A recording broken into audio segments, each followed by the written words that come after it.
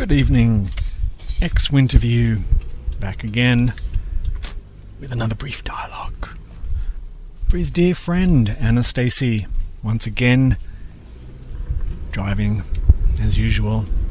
It must seem like I'm always driving. It's not true. Sometimes I'm walking, sometimes I'm sitting. Nonetheless, let's continue. In the last brief dialogue, I was on quite a roll, talking about beliefs and positions. I felt there was more to say, more that I wanted to say, but now that I'm doing another brief dialogue, I can't think what I wanted to say. Cursed memory, blown out of the water. Such a problem. Anyway, let me try and pick up from where I last left off. In a nutshell, the biological organism is highly evolved to detect signals from the environment, both trivial and non-trivial. However, not being sure which is which would probably be better off erring on the side of non-trivial, i.e. dangerous events, risky events. It's safer to presume that an event is dangerous in the absence of good, clean data. And so we have a bias, as a species, you might say, towards leaning towards, anxiety, cautiousness, etc. And those of us who don't lean that way, well, seem to end up in the emergency department more frequently than our peers. So to allay a state of constant vigilance and anxiety, the organism is very clever. And what it does, it forms beliefs. These are like cognitive global shortcuts that help process and understand the world. Unfortunately, depending on your point of view, the belief structure is often wildly inaccurate and, even worse, doesn't actually exist in reality. Hard to believe that that's the case, but let's continue forward. I like to think of the word belief as two words, be life. Essentially what we're saying with a belief is that this is what I think life is. This is what the world is like. I am declaring this is being life, this be life, as I know it, as I understand it. And in the natural, let's go with that, the natural world of danger, predators, food, hunting, community building, etc., works pretty well most of the time. But when it comes to the self itself, it all goes a bit funny. The belief structures that surround the self are, they're like commandments. Commandments of this be life, this be me, this belief. I am is the declaration, such and such. I am a person, I am a man, I'm a doctor, a carpenter, I'm a dishwasher, I'm a restaurateur, a taxi driver. I'm a nice person. I'm a humble person. I'm a terrible person. I'm a shameful person. I'm a violent person. I'm a humble and pious person. I talk in soft, non-threatening, neutral tones all the time, because I'm just so humble. I'm the most humble person in the world. So, and so on, that's how it rolls. But each one of these seemingly benign declarations has also a shadow side of sorts, not an opposite, you might say. When we take a position about the world, we're also inadvertently declaring the opposite is true. If I am nice, my belief, I'm a nice person, then any information that get this word wrong, disconfirms my niceness will be buried and hidden away in the psyche. So I will not have any evidence that that belief is false. Of course, we know that's a bit ridiculous. But the whole endeavour is a bit ridiculous, really. I am neither nice nor not nice. I am beyond that which can be defined. And so that is ultimately the problem. We peg, or draw a line in the sand, or whatever you want to frame it, peg ourselves to these concepts, these definitions. As a truck loses its load in the lane next to me and I brake hard, and my shopping falls onto the floor of my car. Sorry about that. Audio interruption. The excitement. Actual excitement in the audio recording. Dicing with death as the truck tries to overtake me. Not going to happen. I've got a 1.3 litre engine, buddy. You're not going to take me. Okay, so where was I? So we're declaring the opposite. Any declaration on the self is false. It has to be. Any position we take about this is life is conceptual. And that's not just for the self, it's for anything. It's all conceptual. It's a narrative that unfolds beautifully in this manifestation. But there is sort of a meta belief that the beliefs themselves represent something called reality, an independent, solid, out there, separate from me, thing called the world, or the universe if you prefer that. And that's a true thing. It's the truth. It's our so-called point of reference. And that makes us feel good, with one small problem. It's not true. Rather, it's a nice idea that works well most of the time, but it is certainly not true. Or if you want to concede, there can be truisms within belief structures, things that are relatively true. If you define all the variables in such a way, then something might be true within that tight context. But it's not truth, like an ultimate truth. So here we have this imagined person that is given solidity by beliefs about the person, and then of course once the beliefs are locked in, wonderful thing happens. We see evidence for the beliefs everywhere we look. Everywhere we look, belief, confirmation, here I am, this is me, da-da-da, and on and on and on. So when these dialogues of non-duality or enlightenment or whatever are heard, or you read about it, and it's said that there is no self, there is no independent entity or person, it's very puzzling, because there's rafts and rafts, piles and piles of belief structures that support the existence of this self. And so the mind cannot grasp it. It just can't get over that. It's like, what? What do you mean there's no self? I not only feel like I'm a self, here, present, aware, conscious, blah, blah, blah, but there's a whole history to me. I've got memories, I've got people that call my name, I've got all these beliefs that seem to be true about me, and so on. It just seems impossible. And it is impossible. The mind cannot see outside of its own structures. It can't perceive anything beyond its own conceptual framework. So I don't like to push the mind in that way. I don't think it's a helpful endeavour to urge the mind to look behind beliefs and see what's really there and all that baloney. I don't dig that. And I know there are some speakers on this subject who do encourage that, but I'm not quite sure why. The mind will get its teeth into anything, really literally anything, any little toe hold, any finger hold on that escarpment that it's trying to climb up, it'll take it. So I don't like to give it too much. So these beliefs, we peg them in, we lock them in. I'm like this, I'm like that, the world is like this, the world is like that, and so on and so forth, believing it's all real. And it seems to be. And in fact, even when you dream, and dreams can be pretty way out, you still don't even question the dream when it's going on. You're riding a dragon above a marmalade ocean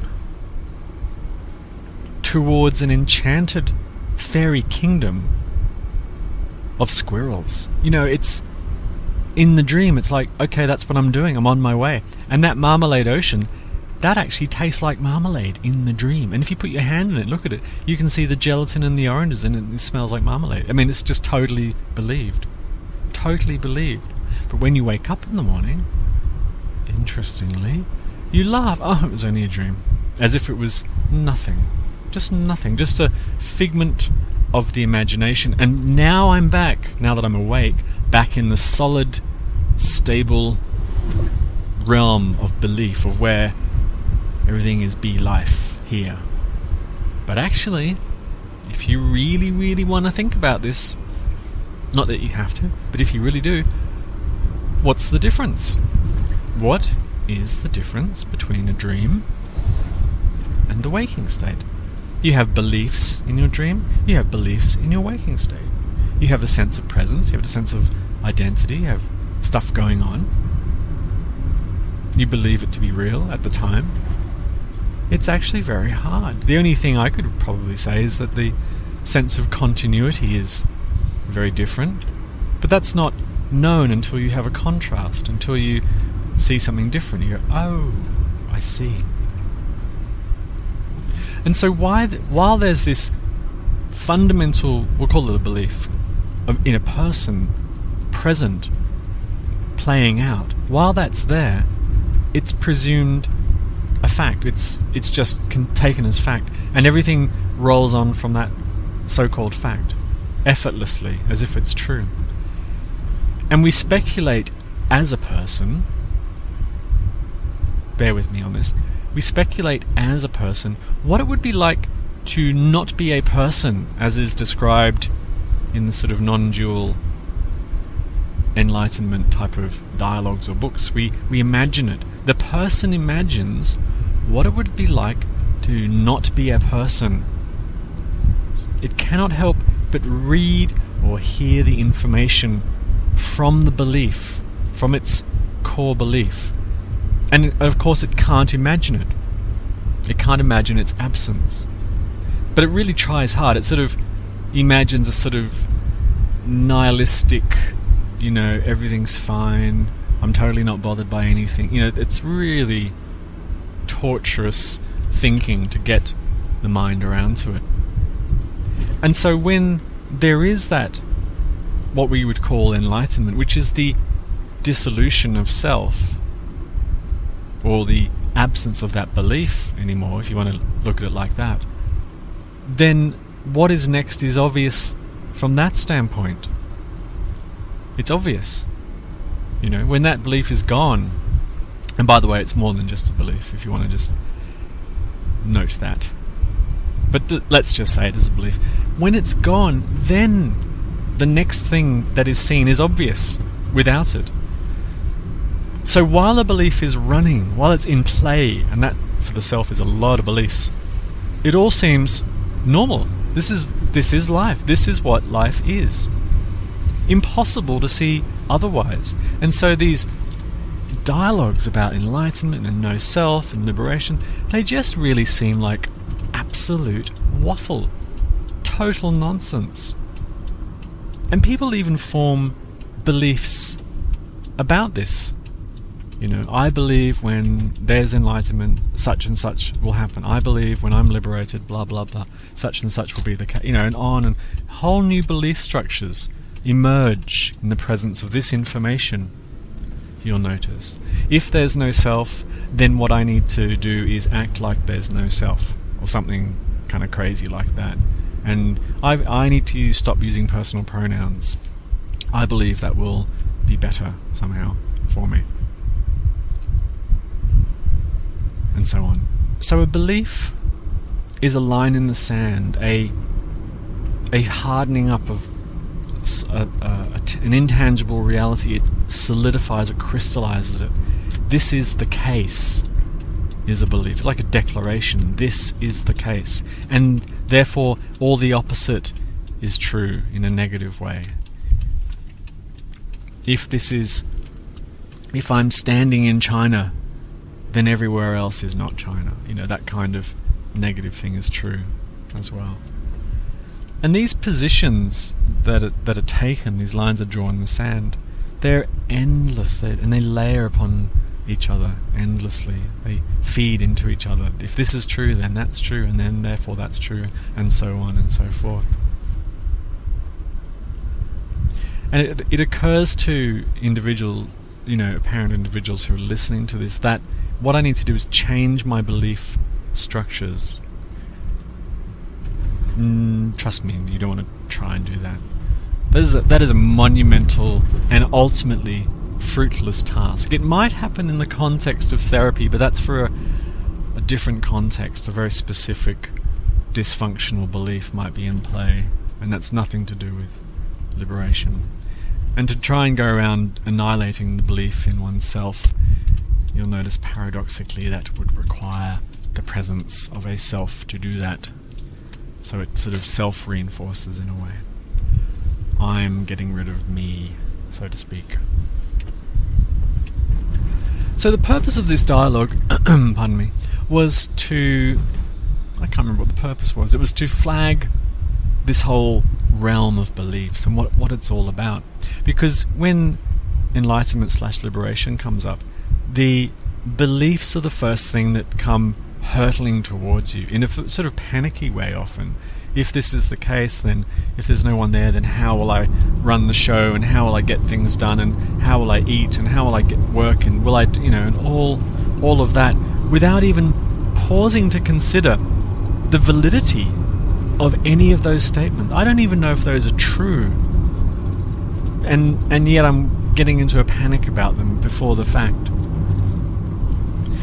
And ultimately too, I think this is important to say, I don't know why, but ultimately people get very excited about beliefs and figuring them out, and I have this belief, isn't that amazing? Ultimately, beliefs don't matter in this arena. They don't actually matter. But they matter in the sense that because they become a house of mirrors, they become very quickly a point of confusion in the whole seeking business. Questions arise out of our beliefs about liberation. When will liberation happen to me? Belief. There's a me. Belief. There's liberation. Belief. It will happen. Belief. There is time.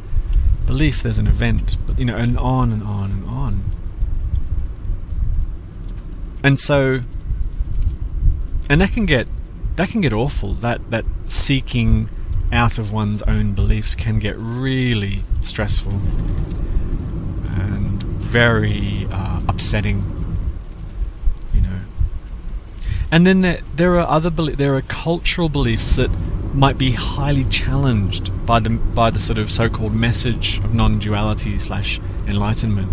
You could have a very rich cultural background in, say, a very orthodox religion, and you're still really into it. Like, you really love your God, and you love your God's representative, whoever he or she happens to be, in the holy book of that religion, and it's a big part of your life. And then suddenly there's this crazy guy saying it's all just a belief, nothing exists, don't worry, la la la, there's no person. That can all be very difficult, and the mind might even try and incorporate it somehow, like, in this religion that I believe, what I think was that the person who founded the religion was liberated, and they tried to put it into words, but their words weren't understood by people in their time, and so it became distorted, and so what I think is my religion ultimately, and liberation, enlightenment, etc., are actually one and the same thing. Like a real sort of blending of old beliefs into this new belief structure. And again, it's a house of mirrors. Because what you're doing again, or what the mind is doing, I should say, again, is saying, this is life. This new belief I've just made up about religion, my religion being enlightenment, is life. It's a fact. And I'm back into the house of mirrors. And the poor old mind, it just will probably do that anyway. Can't help itself. So you might even say it's a behaviour of mind, one of the behaviours. And that helps, I guess, in some ways, give a little bit of less chomping at the bit to the mind, a sort of little letting go of some kind, relaxing, you might say, which could be a benefit in that sense. Seeking will continue, seeking will happen, the mind will frame seeking from its belief structures, the mind will ask questions about seeking from its belief structures, the mind will reject information heard that do not confirm pre-existing beliefs about enlightenment. And there are some pretty far-out beliefs about enlightenment. There's some very austere schools of enlightenment which take it very seriously, and people who are enlightened are very sort of solemn and somber, and they care deeply about humanity, and they could leave the earth in a blinding flash of golden love, but they choose out of the compassion of their heart to stay and help humanity. All those wonderful stories. And therefore anyone who speaks about enlightenment who's a bit irreverent or a bit silly or cheeky or a bit whatever, a bit ordinary, isn't talking about enlightenment, because in my belief structure, So the mind will do that very happily, create a belief about enlightenment, liberation, etc. And it will look, here's a catch, here's a kicker, it'll look for it. It will look for its own belief. So what the seeking is ultimately, it's a searching out to confirm your own beliefs. That's what it is. You're seeking constantly to confirm your beliefs. I believe there is no person, and I believe enlightenment is a blissful state of equanimity about something, and I will love the poor and meek equally.